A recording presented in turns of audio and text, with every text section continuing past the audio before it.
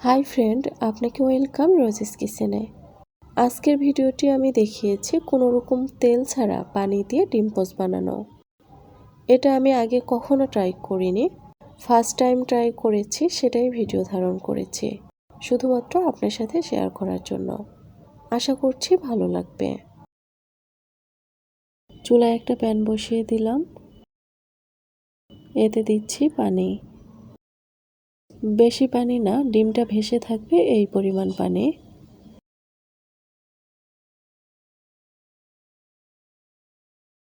পানিটা ঢেকে দিচ্ছি গরম হওয়ার জন্য।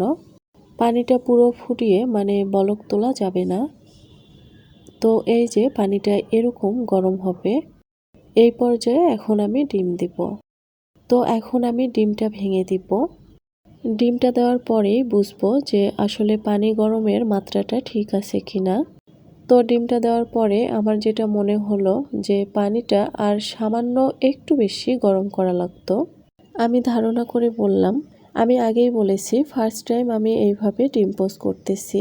তো আমি ডিমের কুসুমটা নরম রাখবো না, সেই জন্য ঢেকে দিলাম। প্রায় 1 মিনিট পর ঢাকনাটা তুলতেছি। এখন এতে দিব সামান্য লবণ।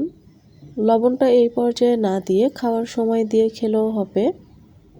আবারও একটু ঢেকে দিলাম। আপনি যদি কুসুমটা নরম রাখতে চান তাহলে ঢেকে দেওয়া যাবে না।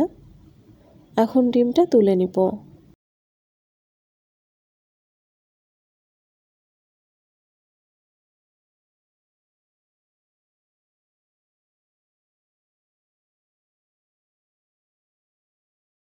আর আমার এখানে বাড়তি কোনো ডিম নষ্ট হয়নি।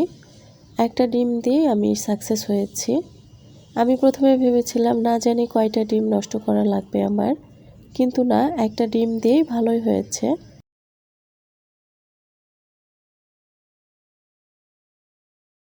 আর কুসুমটা এরকম রেখেছি, এই যে আমি এরকম কুসুম পছন্দ করি। আর ডিমটা খেতে আমার কাছে সেম সেদ্ধ ডিমের মতো লেগেছে। আমি ভেবেছিলাম না জানি কেমন লাগবে খেতে, কিন্তু না, আমার অনেক মজা লেগেছে খেতে, খুবই ভালো ছিল।